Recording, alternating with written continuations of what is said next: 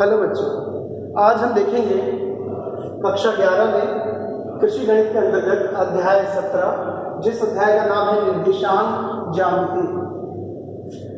निर्देशांक ज्यामिति में हम सबसे पहले देखेंगे द्विविमीय निर्देशांक ज्यामिति क्या होता है।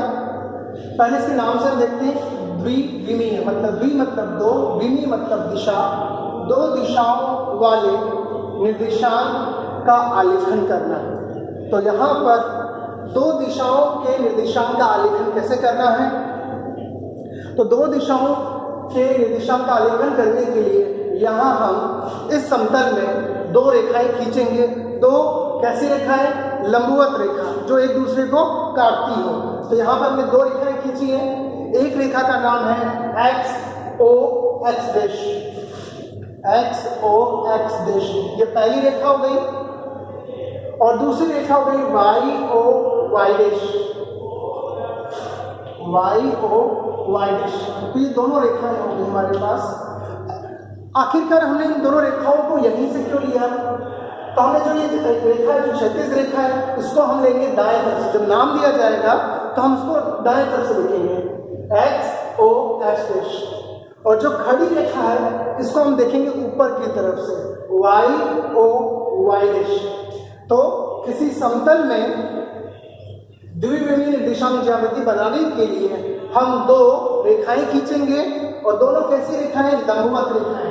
ये दोनों कैसी रेखाएं हैं? लंबवत रेखाएं हैं,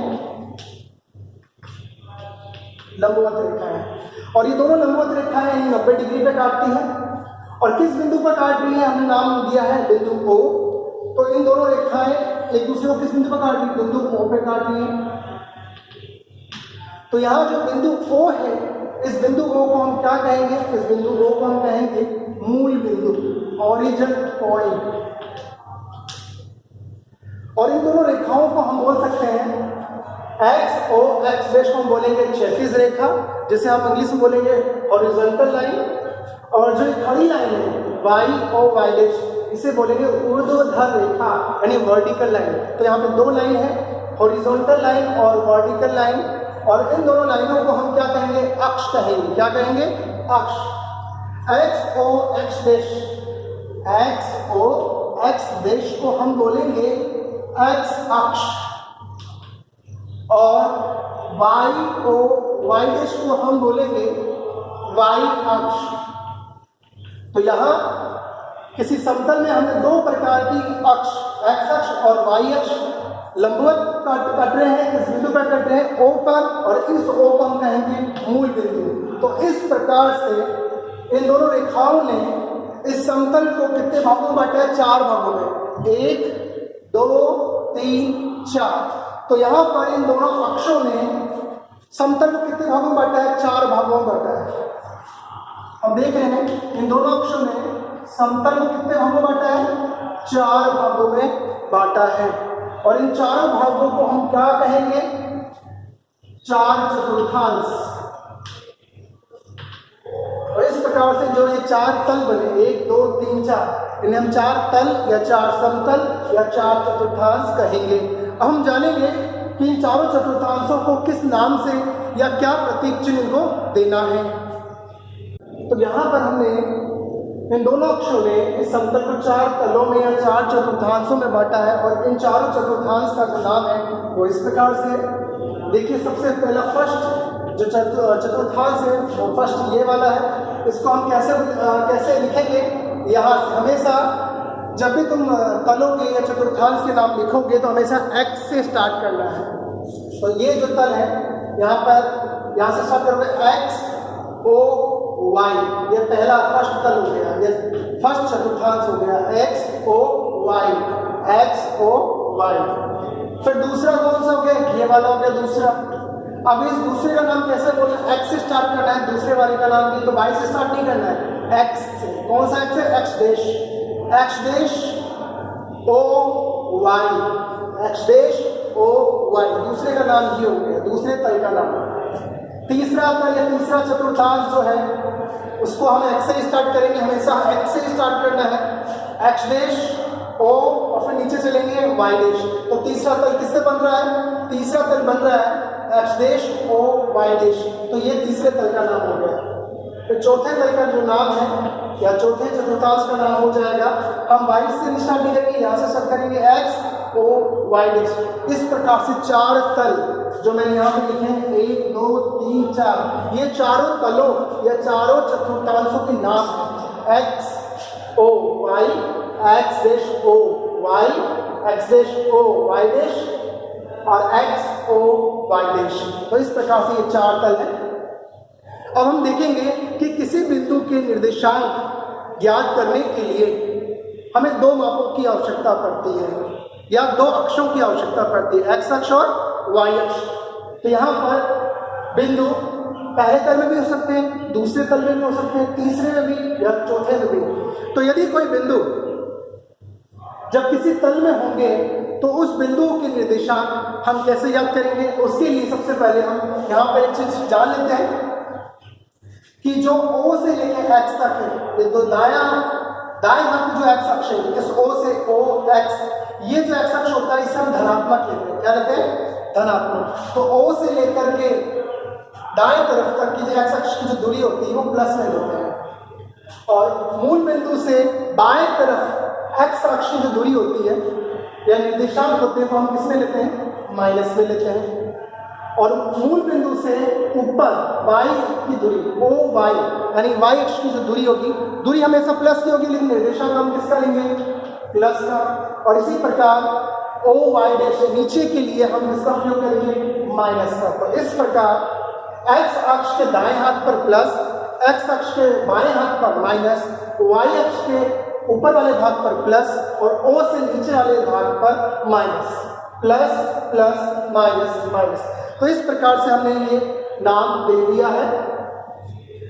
तो अब हम यहां देखेंगे कि जो पहले तल में जो फर्स्ट तल है या पहला जो चतुर्थांश है एक्स ओ वाई, जब इसमें कोई बिंदु स्थित होगा तो उस बिंदु के लिए हम दो निर्देशांक यूज करेंगे, एक्स अक्ष और वाई अक्ष। तो पहले इसको हम थोड़ा और अच्छे से समझ लेते हैं। तो बच्चों अब हम जानेंगे किसी बिंदु के निर्देशांक कैसे ज्ञात करने हैं, किसके अंदर? इस ज्यामिति के अंदर, द्विविमीय निर्देशांक ज्यामिति जिसमें चार तल होते हैं। इस चार तल में यदि कोई बिंदु स्थित होगा तो इस बिंदु के निर्देशांक हम कैसे ज्ञात करेंगे?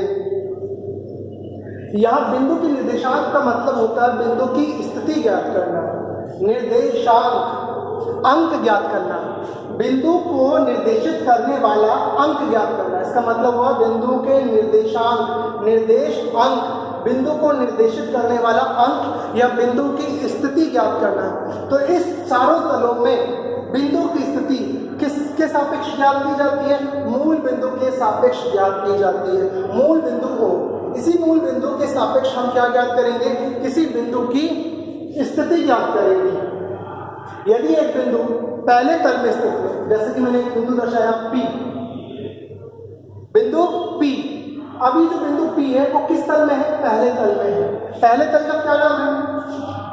X O Y, X O Y पहले तल का नाम है। तो पहले तल में कौन सा बिंदु स्थित है? P।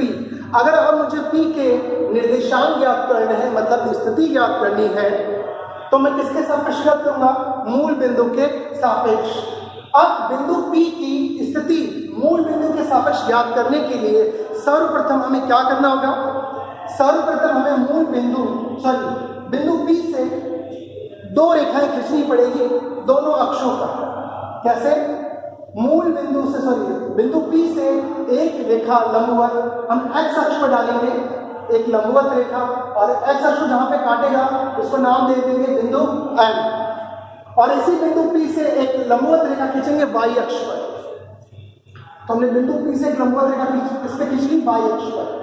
तो इस प्रकार से यदि किसी बिंदु P की स्थिति O के सापेक्ष ज्ञात करनी है तो हमें बिंदु P से दो लंबवत रेखाएं, एक x अक्ष पर डालनी पड़ेगी, एक y अक्ष पर डालनी पड़ेगी। x अक्ष को जहां काटेगा उसका नाम M दिया, y अक्ष को काटेगा उसका नाम दिया N। और तुम देख रहे हो कि जब हमने लंबवत रेखा खींची है तो अब जो ये दूरी बनी बिंदु P के लिए, जब हमने रेखा खींची लंबवत रेखा, तो जो ये OM बना, OM, अभी जो OM है, ये OM किस अक्ष पे स्थित है? एक्स अक्ष पर स्थित है। तो बिंदु P की स्थिति ज्ञात करने के लिए सबसे पहले दो काम करने होंगे, एक रेखा एक्स अक्ष पे लंबवत खींचनी है और एक रेखा वाई अक्ष पे लंबवत खींचनी है। और उसके बाद हमें दो दूरी नापनी है। कौन सी दो दूरी? एक एक्स अक्ष पे जो दूरी बनी वो और एक वाई अक्ष पे जो दूरी बनी वो। तो ये पहली दूरी हो गई OM, जो किस अक्ष पर है? एक्स अक्ष पर। तो इसलिए इस दूरी को मैं स्मॉल x नाम दे देता हूँ। क्या नाम दे देता हूँ? स्मॉल x इस दूरी को। और जो वाई अक्ष पे दूरी बनी O से लेके वाई अक्ष पे जो दूरी बनी O से लेके N तक की दूरी, तो चूंकि ये तो दूरी है O से लेके N तक की दूरी OM, ये दूरी वाई अक्ष पर है, इसलिए इसे नाम दे देता हूँ स्मॉल y। तो ये दूरी हो गई स्मॉल y। तो इस प्रकार बिंदु P की स्थिति ज्ञात करने के लिए दो लंबवत रेखाएं खींचनी है, जिससे दो दूरी बनेगी। एक दूरी x अक्ष पे जिसे x नाम देना है और एक दूरी बनेगी y अक्ष पे जिसे y नाम देना है। इस प्रकार से x और ये y हो गया। अब ये x है तो ये भी x, क्योंकि ये आयत हो गया। आयत में आमने सामने की भुजाएं बराबर होती है। ये y है तो ये भी क्या होगा? y हो गया। तो इस प्रकार बिंदु P के हमने दो स्थिति ज्ञात कर ली, एक x अक्ष की स्थिति और एक y अक्ष की स्थिति। तो बिंदु P के निर्देशांक कैसे लिखे जाते हैं? बिंदु P के निर्देशांक लिखने के लिए सबसे पहले हम x अक्ष की स्थिति लिखते हैं और y अक्ष की स्थिति मतलब दूरी लिखते हैं। तो हम पहले देखेंगे x अक्ष की स्थिति या दूरी कितनी है? x है। तो सबसे पहले हम लिखेंगे x अक्ष की दूरी या स्थिति। फिर हम लिखेंगे y अक्ष की स्थिति क्या थी? OM यानी y। तो किसी बिंदु के निर्देश अंक मतलब बिंदु की स्थिति ज्ञात करने के लिए हमें दो लंबवत रेखा खींच करके x अक्ष की स्थिति और y अक्ष की स्थिति दूरी ज्ञात करनी पड़ती है और उसको एक स्मॉल ब्रैकेट में पहले x अक्ष की स्थिति लिखते हैं, कॉमा लगा करके y अक्ष की स्थिति लिखते हैं। इस प्रकार बिंदु P के निर्देशांक को इस प्रकार से लिखा जाता है। बिंदु P जिसकी स्थिति मूल बिंदु के सापेक्ष इतनी है x अक्ष के लिए और y अक्ष के लिए इतनी है। इस प्रकार हमने बिंदु P के निर्देशांक ज्ञात कर लिए। आगे हम अगले वीडियो में हम जानेंगे दो बिंदु के बीच की दूरी कैसे ज्ञात करनी है। आज मैंने केवल परिचय दिया है तुम्हें द्विविमीय ज्यामिति, निर्देशांक ज्यामिति क्या होता है और उस ज्यामिति में चारों तलों में बिंदु के निर्देशांक कैसे ज्ञात किए जाते हैं। अब तुम याद देखो कि जो दोनों स्थिति है, अब हमने जाना था कि इस तरफ x अक्ष प्लस का होता है और ऊपर की तरफ y अक्ष किसका होता है? प्लस का। इसलिए हम इन दोनों के लिए यहाँ पे क्या यूज करेंगे? प्लस और प्लस यूज करेंगे। अगर ये बिंदु P दूसरे में होता, किसमें होता? दूसरे में होता। अगर मान लेता हूँ ये बिंदु P दूसरे में होता, यदि बिंदु P दूसरे तल में या दूसरे चतुर्थांश में होता तो हम क्या करते हैं? यहाँ पे x अक्ष की जो स्थिति होती है वो किसमें होती? माइनस में। तो दूसरे तल के लिए x किसका हो जाता? माइनस का, लेकिन y किसका रहता? प्लस का रहता। यदि बिंदु P तीसरे तल में होता, इस तल में तीसरे तल का नाम क्या हो गया?